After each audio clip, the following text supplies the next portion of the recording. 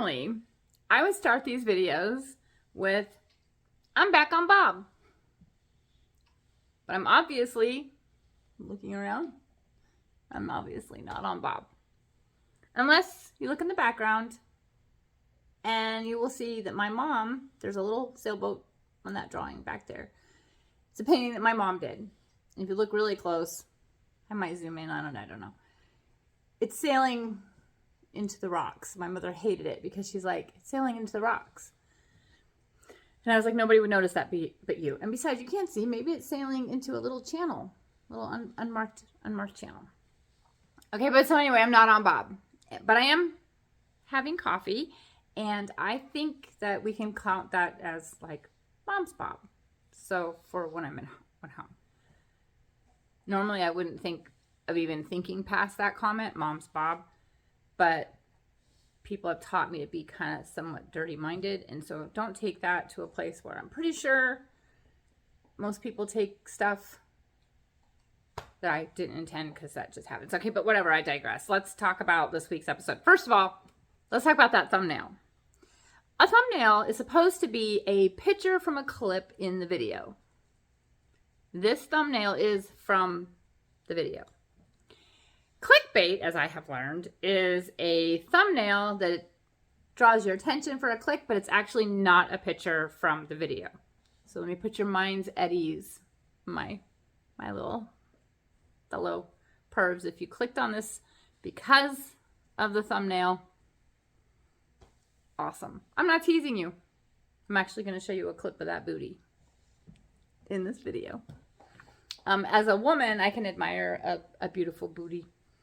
So I don't mind if some of the mostly gentlemen subscribers, I'm giving you this little clip because I'm not giving you a clip of Bob or me at Bob doing any of my Bob things. I will be back at Bob hopefully this weekend, okay? But I digress. So stay tuned. That clip is in here. And the other thing that's going to be in here is I flew to Seattle. So basically I'm just going to give you that trip. I'm just going to give you the trip. I'm just going to show you what I did. I flew to Seattle and then up to Yakima, or not Yakima, I'm sorry, Wenatchee, to the Wenatchee, this incredible valley. So I tried to get you some really cool footage of that. I went up there to go to a Hungarian Horse Association meeting, which is a fairly rare breed. It's here in the United States. I'm going to do a little bit of background on that. Please stay tuned. Please don't chuck me because I'm not doing boat stuff. Don't chuck me. And my friends and I try to keep it light. And then I will do another coffee Bob. Bleh. I will do another coffee with Bob when I get back to Bob this weekend. Okay? Where I'm going to start really working on Bob. So I'm somewhat jet lagged. I'm tired and I've had a headache. But I wanted to get this video out. So this is the intro. Enjoy that clip. That clip from the clip art. I think that's what it is. Thumbnail. Peace out, y'all. It's showtime. Oh dear, oh dear.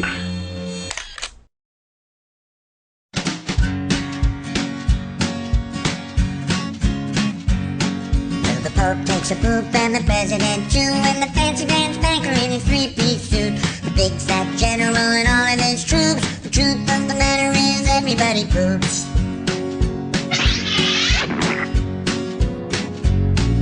The famous brain surgeon has to leave his lump, and the high-priced model has to stop for a dump. But can the size of Canada can't spray away the truth? Cause even if they don't admit it, everybody poops.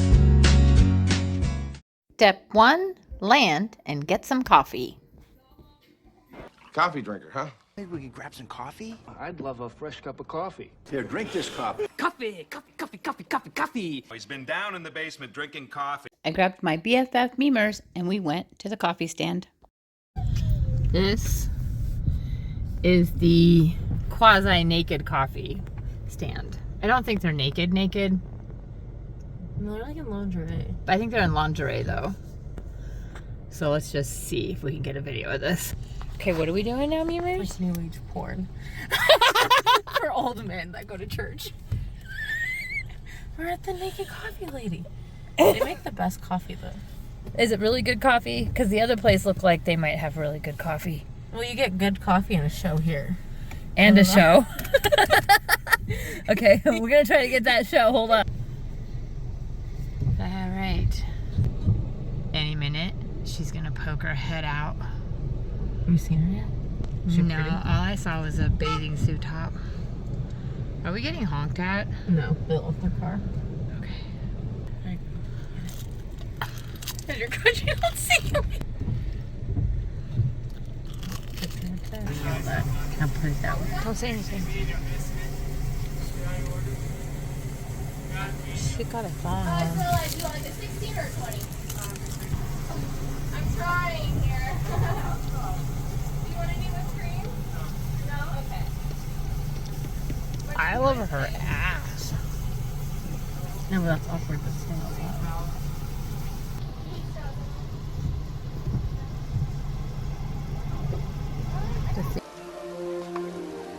Wrong way, lover boy. It's this way. Thanks. Uh-huh.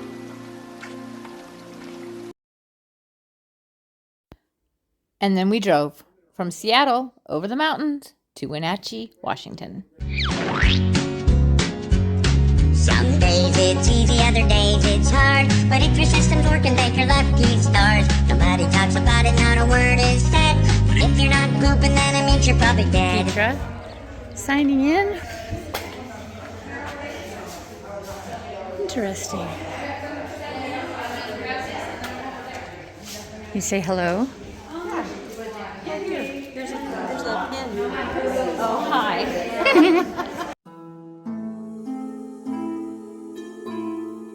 About 30 Hungarian mayors under 20 left.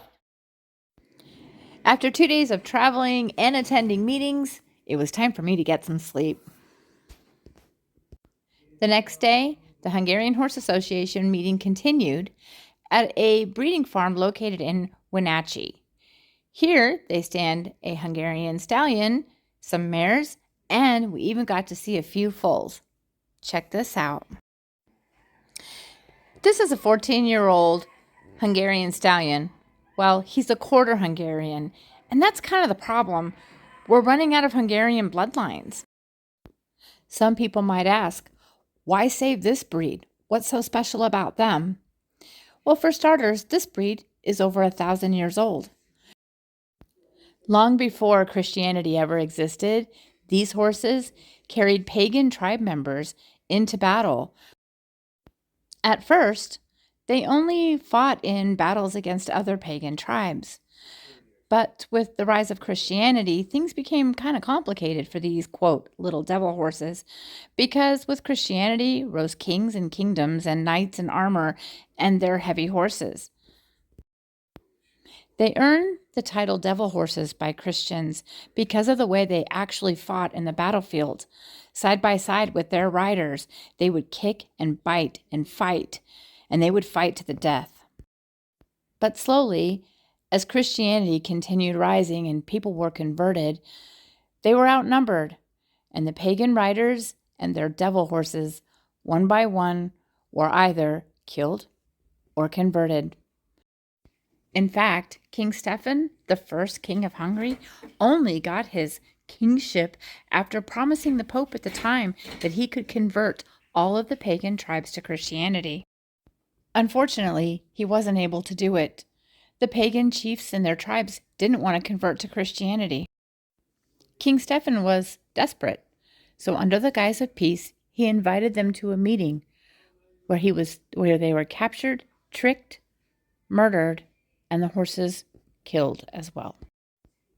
It would seem these horses are a little bit lucky, and that's why they call them clover horses. One by one, over the years, one or two managed to escape and continue breeding. In 1936, a young noble woman, Countess Gerke, won the 1936 Olympic tryouts on her Hungarian clover-bred mare, Egizio. Unfortunately, she wasn't allowed to compete in the Olympic Games because she was a woman. I suppose Olympic medals don't mean much when war breaks out, and that's exactly what happened. War broke out, and Hitler, who had an affinity for interesting horses, wanted hers. So she ran. That's right. She took off. She took all of her horses, including the foals. She stuffed them in carriages. She took the servants, including the servants' wives who were also in foal, and she ran. She ran as fast as she could to get away from Hitler. She ran from Hitler. She crossed the Danube. She got to the United States. She married a man, and she eventually had her horses brought here. And in 1950, she published a book called The Mark of Clover by Judith Barksey Kelly. You won't find that book today. If you do, the people who have it won't let go. You won't find it on Amazon. It's rare. It's impossible to find. And when you do, it's very expensive. And in this book, she tells you that story. She tells you about running from Hitler. She tells you about bombs being dropped on bridges. She tells you about holding her horse's head while it dies on the bank of the Danubes, waiting for the Russians to pass. She tells you about getting to the United States and finally, eventually, seeing a small little filly with a little blue mark of clover on her muzzle. We have to still answer the question, after everything you've learned, why save the Hungarian horses? Why breed them? Why have an organization that takes care of them, that looks after them, that makes sure that they get registered? For me, it's just about having that battle buddy. Because there is nothing like having a Hungarian clover horse under you, galloping down to a fence, galloping into an unknown anything, or just sitting in the barn, waiting to cheer you up on a really bad day. Well, that's enough stuff and enough history. Let's go check out that Yakima Valley. So this is me and Peter driving, trying not to Kill each other? not to kill each other because, well, we're not actually I good. can Okay, go take a up left. here. But she's like, there's cops. Because I'm like, just take a U-turn. She's like, no, there's cops up there. I'm like, they're busy. Obviously, They were busy. they had a car and To it was be honest. off to the side. In so her we're, defense, they were busy. they were busy. So now, oh, there's a little side road over there. No, so I'm I gonna. think this one will follow us up and around the world. It's really impressive. Like, it's quite hard not to get In the car. I'm not. Okay, so now we did it. So I'm gonna get out. Did what? Thank you, Petra, for putting up with our must video and Gail. Wait, so Petra asked if there's gonna be swear words. Can I say fuck? A lot. Okay. Okay. Yeah, Petra can say Fuck. fuck. You can say all kinds of shit. Nobody cares. 'Cause Nobody cares. I don't put 4 children on my videos.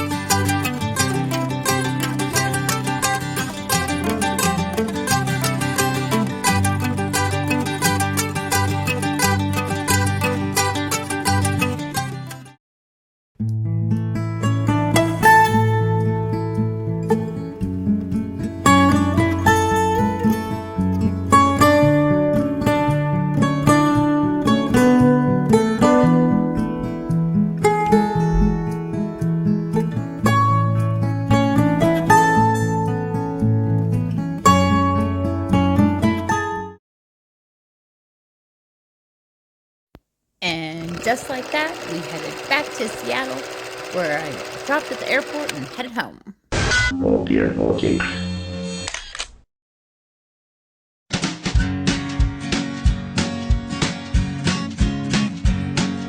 The Pope takes a poop and the President too, and the fancy Grand Spanker in his three-piece suit. The big fat general and all of his troops. The truth of the matter is everybody poops.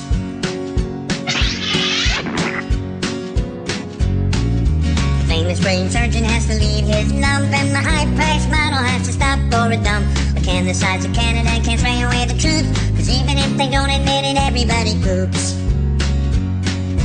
Everybody poops.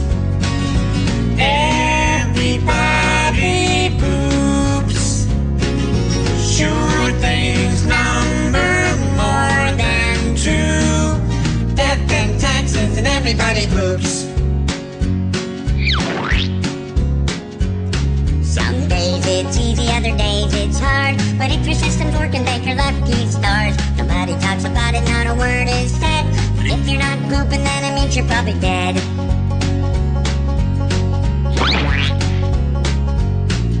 The destitute and homeless have to do it, it's true. But even all the wealthy people gotta make do. And if you live long enough, it's happening to you. Sooner or later,